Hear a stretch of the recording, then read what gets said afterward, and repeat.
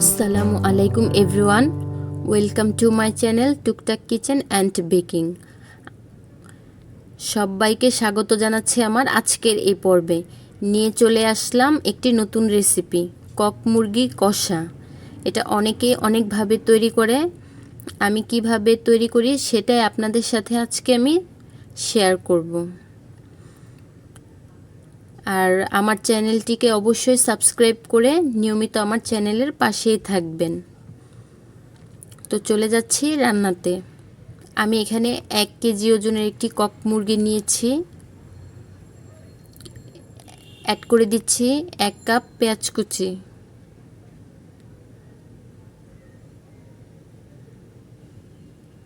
1 table চামচ আদা বাটা, 1 table চামচ রসুন বাটা,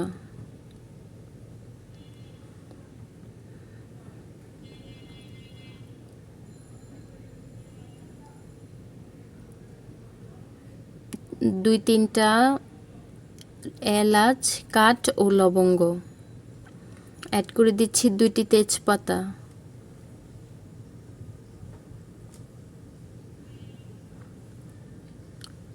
1 টেবিল চামচ লবণ। আপনারা আপনাদের টেস্ট অনুযায়ী বাড়িয়ে বা কমিয়ে নিতে পারেন।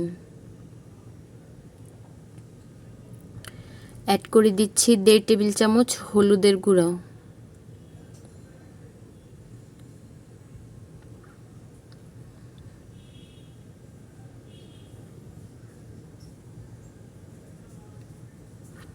দুই টেবিল চামচ মরিচের গুঁড়া,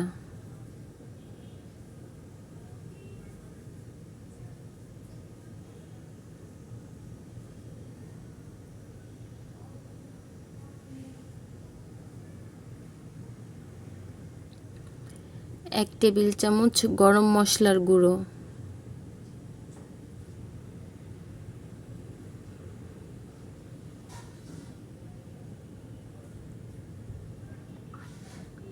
1 টেবিল চামচ জিরা গুঁড়ো, অ্যাড করে দিচ্ছি সামান্য পরিমাণ তেল।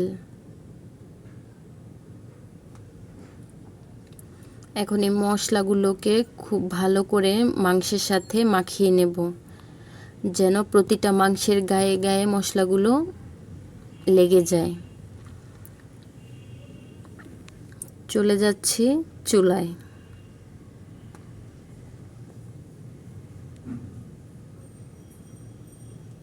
এখানে আমি একটা প্যান বসিয়ে দিয়েছি। এর মধ্যে অ্যাড করে দিচ্ছি 3 টেবিল চামচ পরিমাণ তেল।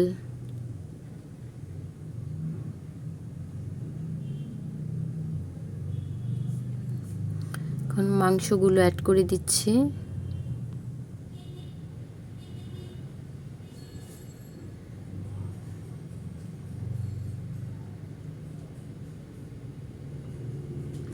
এটাকে খুব ভালো করে নেড়েচেড়ে মিশিয়ে নেব।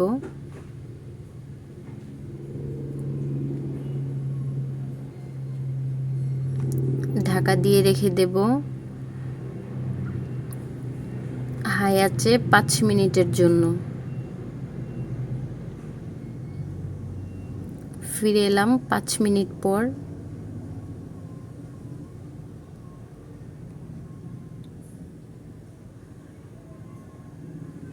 এখন এটাকে আবারও নেড়েচেড়ে নিব।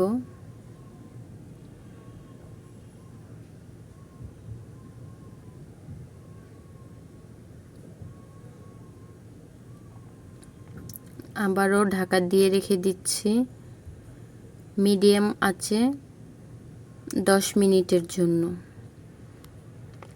দেখতেই পাচ্ছেন মাংসের গা থেকে কতটা পানি উঠে এসেছে। আমি মাংসের এই পানিটা দিয়ে মাংসটাকে খুব ভালো করে কষিয়ে নেব। আমি এক্সট্রা পানি অ্যাড করব না।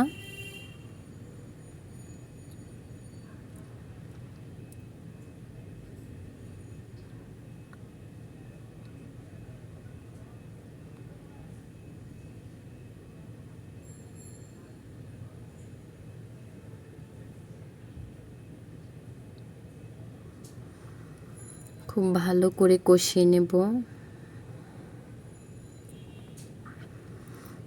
হ্যাঁ, চুলার আঁচটা কিন্তু মিডিয়াম থেকে একটু কম থাকবে।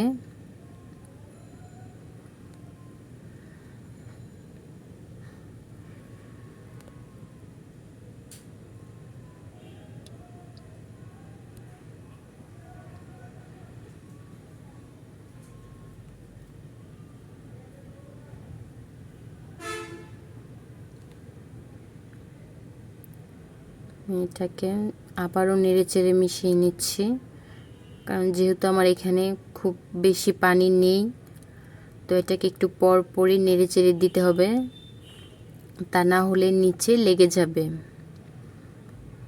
আর নিচে লেগে গেলে একটা পোড়া পোড়া স্মেল আসবে, খেতে ভালো লাগবে না।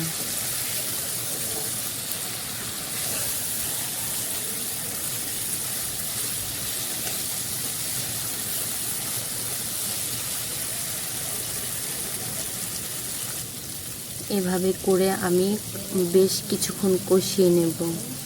কষিয়ে নেওয়ার পরে এ পর্যায়ে অ্যাড করে দিচ্ছি আরও হাফ টি স্পুন জিরা ফাঁকি।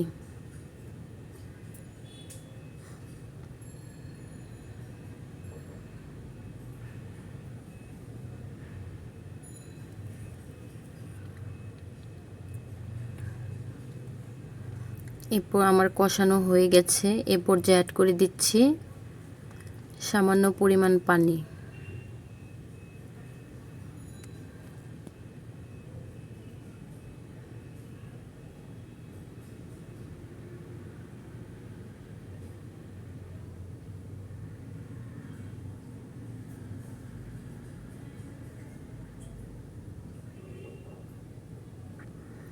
অপেক্ষা করছি বলক আসা পর্যন্ত।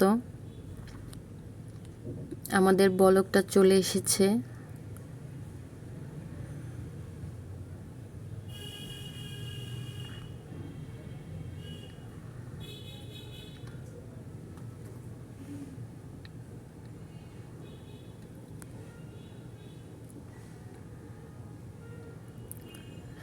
এভাবে আমি খুব বেশি একটা ঝোল রাখবো না, মানে একটু কষা কষা হবে। এর জন্য আমি পানির পরিমাণটা একদম কম দিয়েছি, আপনারা চাইলে বাড়িয়ে বা কমিয়ে নিতে পারেন।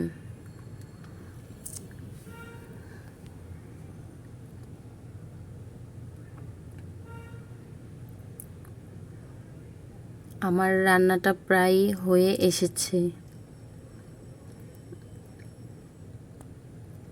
এ পর্যায়ে আমি চুলাটা অফ করে দিব।